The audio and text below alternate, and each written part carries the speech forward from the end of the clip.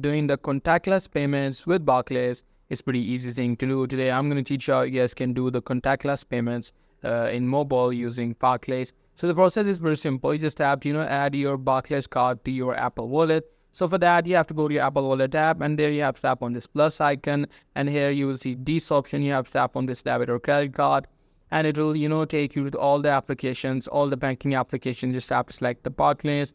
It might ask you some permissions. You just have to give those permissions to Apple Wallet. What it will do is it will add your Barclays card to your Apple Wallet. If this thing doesn't work, you can try another thing as well.